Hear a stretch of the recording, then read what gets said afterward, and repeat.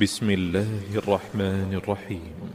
الحمد لله الذي أنزل على عبده الكتاب ولم يجعل له عوجا قيما لينذر بأسا شديدا من لدنه ويبشر المؤمنين الذين يعملون الصالحات أن لهم أجرا حسنا ماكثين فيه أبدا وينذر الذين قالوا اتخذ الله ولدا ما لهم به من علم ولا لآبائهم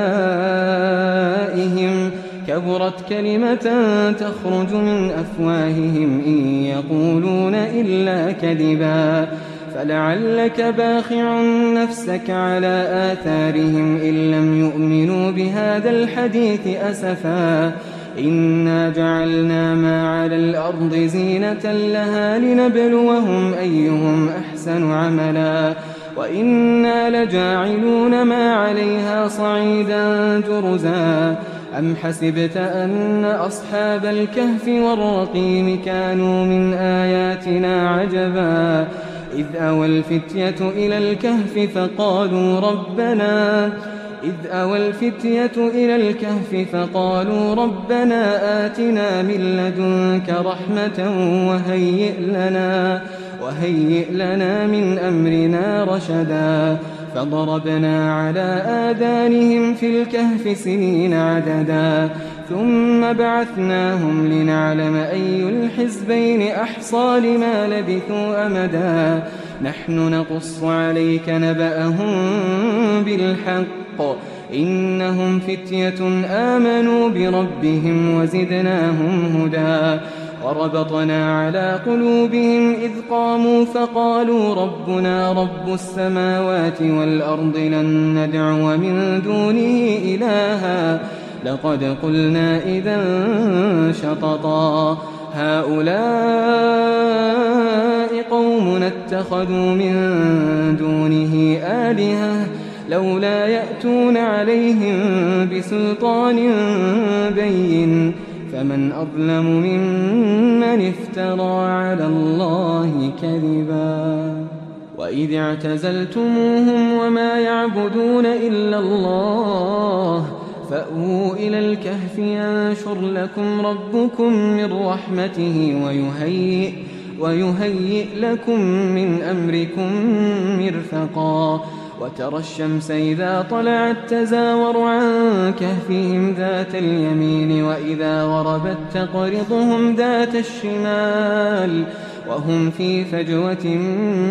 منه ذلك من آيات الله من يهد الله فهو المهتد ومن يضلل فلن تجد له وليا مرشدا وتحسبهم أيقاظا وهم رقود ونقلبهم ذات اليمين وذات الشمال وكلبهم باسط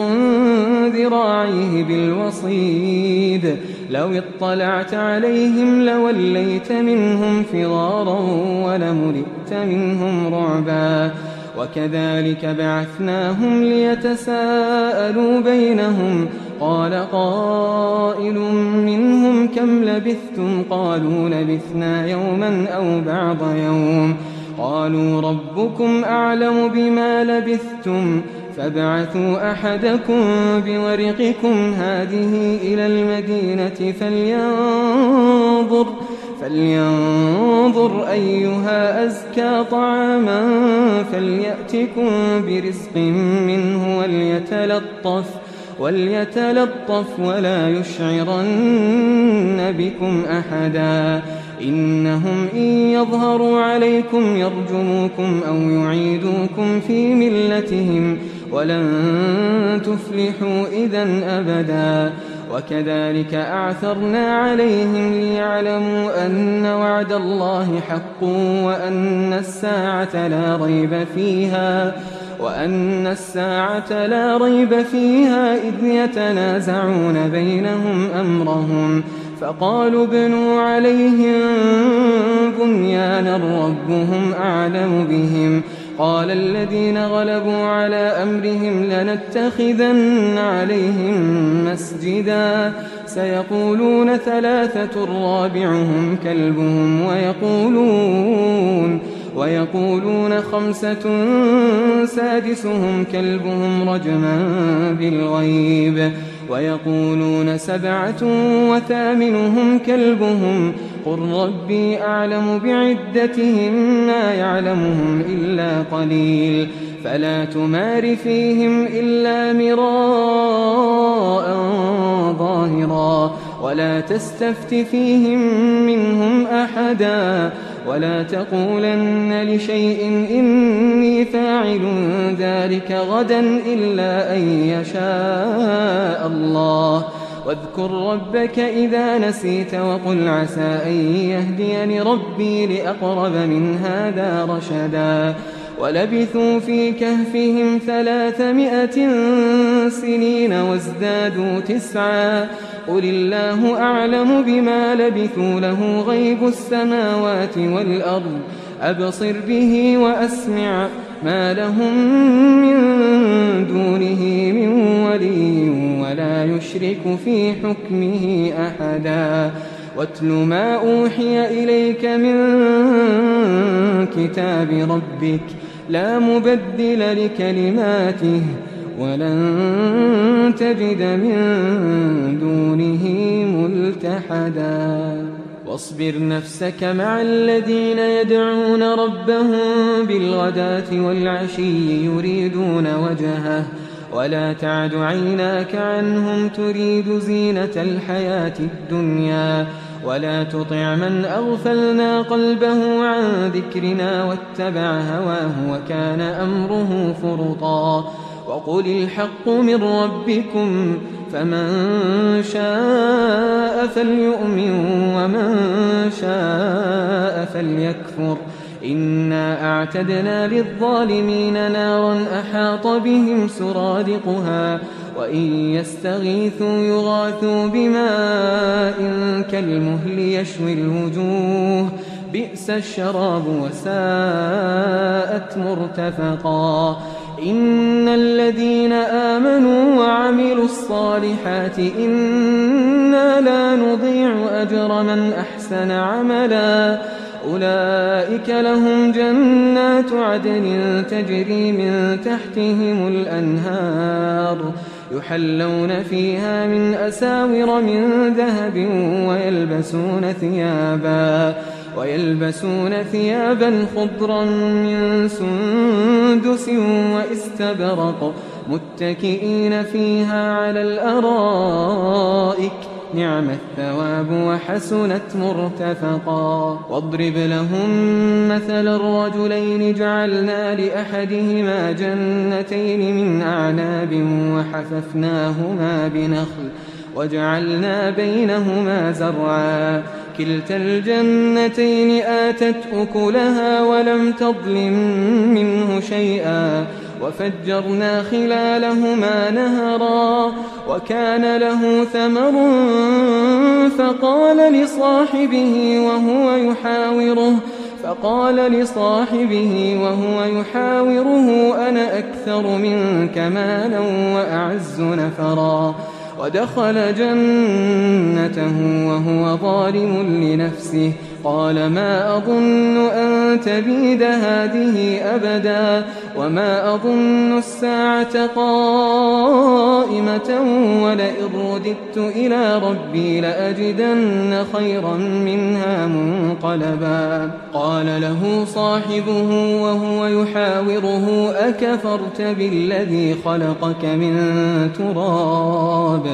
أكفرت بالذي خلقك من تراب ثم من نطفة ثم سواك رجلا لكن هو الله ربي ولا أشرك بربي أحدا ولولا إذ دخلت جنتك قلت ما شاء الله لا قوة إلا بالله إن ترني أنا أقل منك مالا وولدا فعسى ربي أن يؤتيني خيرا من جنتك ويرسل عليها حسبانا من السماء فتصبح صعيدا زلقا أو يصبح ماؤها غورا فلن تستطيع له طلبا وأحيط بثمره فأصبح يقلب كفيه على ما أنفق فيها وهي خاوية على عروشها ويقول يا ليتني لم أشرك بربي أحدا ولم تكن له فئة ينصرونه من دون الله وما كان منتصرا هنالك الولاية لله الحق هو خير ثوابا وخير عقبا واضرب لهم مثل الحياة الدنيا كماء إن أنزلناه من السماء فاختلط به نبات الأرض فأصبح هشيما تذروه الرياح وكان الله على كل شيء مقتدرا المال والبنون زينة الحياة الدنيا والباقيات الصالحات خير عند ربك ثوابا وخير أملا ويوم نسير الجبال وترى الأرض بارزة وحشرناهم فلم نغادر منهم أحدا وعرضوا على ربك صفا لقد جئتمونا كما خلقناكم أول مرة بل زعمتم أن لن نجعل لكم موعدا ووضع الكتاب فترى المجرمين مشفقين مما فيه ويقولون يا ويلتنا ما لهذا الكتاب لا يغادر صغيرة ولا كبيرة إلا أحصاها ووجدوا ما عملوا حاضرا ولا يظلم ربك أحدا وإذ قلنا للملائكة اسجدوا لآدم فسجدوا إلا إبليس كان من الجن ففسق عن أمر ربه أفتتخذونه وذريته أولياء من دوني وهم لكم عدو بئس للظالمين بدلا ما أشهدتهم خلق السماوات والأرض ولا خلق أنفسهم وما كنت متخذ المضلين عضدا ويوم يقول نادوا شركائي الذين زعمتم فدعوهم فلم يستجيبوا لهم وجعلنا بينهم موبقا ورأى المجرمون النار فظنوا أنهم مواقعوها ولم يجدوا عنها مصرفا ولقد صرفنا في هذا القرآن للناس من كل مثل وكان الإنسان أكثر شيء جدلا وما منع الناس أن يؤمنوا إذ جاءهم الهدى ويستغفروا ربهم إلا أن تأتيهم سنة الأولين أو يأتيهم العذاب قبلا وما نرسل المرسلين إلا مبشرين ومنذرين ويجادل الذين كفروا بالباطل ليدحضوا به الحق واتخذوا آياتي وما أنذروا هزوا ومن أظلم ممن ذكر بآيات ربه فأعرض عنها ونسي ما قدمت يداه إنا جعلنا على قلوبهم أكنة أن يفقهوه وفي آذانهم وقرا وإن تدعهم إلى الهدى فلن يهتدوا إذا أبدا وربك الغفور ذو الرحمة لو يؤاخذهم بما كسبوا لعجل لهم العذاب بل لهم موعد لن يجدوا من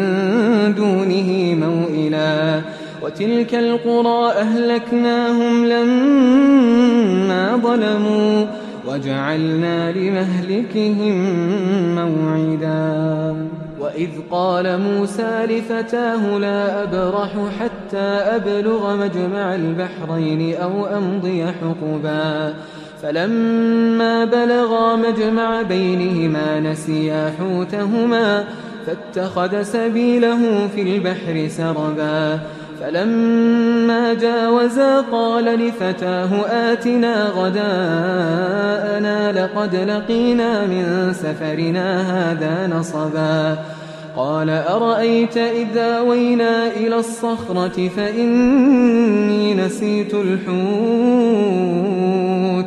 وما أنسانيه إلا الشيطان أن أذكره واتخذ سبيله في البحر عجبا قال ذلك ما كنا نبغي فارتدا على آثارهما قصصا فوجدا عبدا من عبادنا آتيناه رحمة من عندنا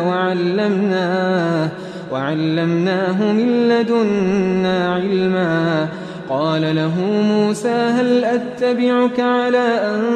تعلمني مما علمت رشدا قال إنك لن تستطيع معي صبرا وكيف تصبر على ما لم تحط به خبرا قال ستجدني إن شاء الله صابرا ولا أعصي لك أمرا قال فإن اتبعتني فلا تسألني عن شيء حتى أحدث لك منه ذكرا فانطلقا حتى إذا ركبا في السفينة خرقها قال أخرقتها لتغرق أهلها لقد جئت شيئا إمرا قال ألم أقل إنك لن تستطيع معي صبرا قال لا تؤاخذني بما نسيت ولا ترهقني من أمري عسرا فانطلقا حتى إذا لقيا غلاما فقتله قال أقتلت نفسا زكية بغير نفس لقد جئت شيئا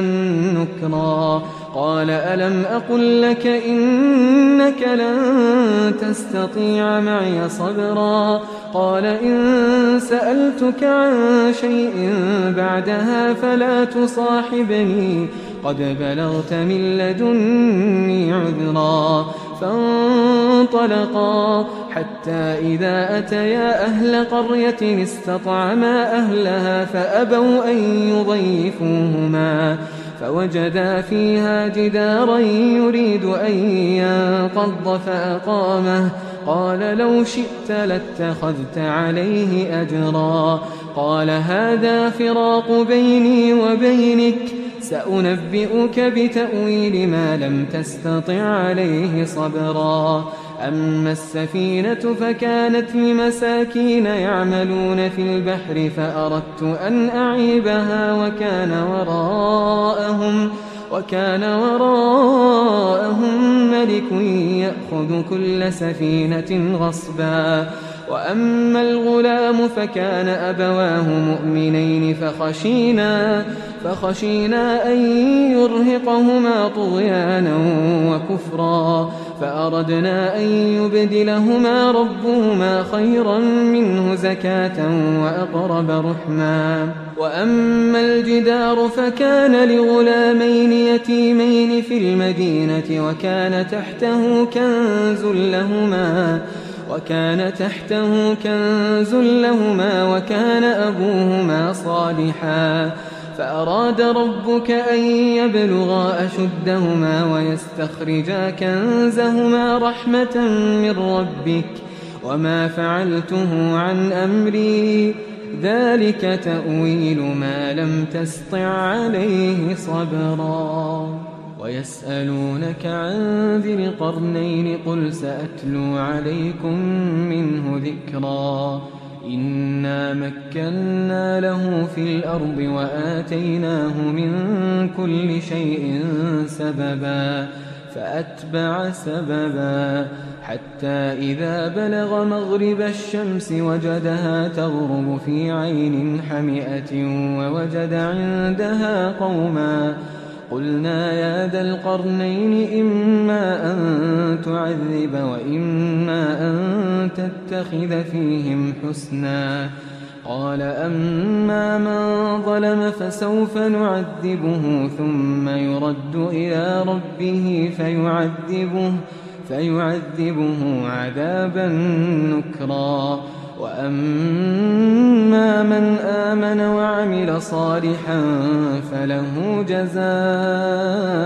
الحسنى وسنقول له من أمرنا يسرا ثم أتبع سببا حتى إذا بلغ مطلع الشمس وجدها تطلع على قوم لم نجعل لهم من دونها سترا كذلك وقد أحطنا بما لديه خبرا ثم أتبع سببا حتى إذا بلغ بين السدين وجد من دونهما قوما لا يكادون يفقهون قولا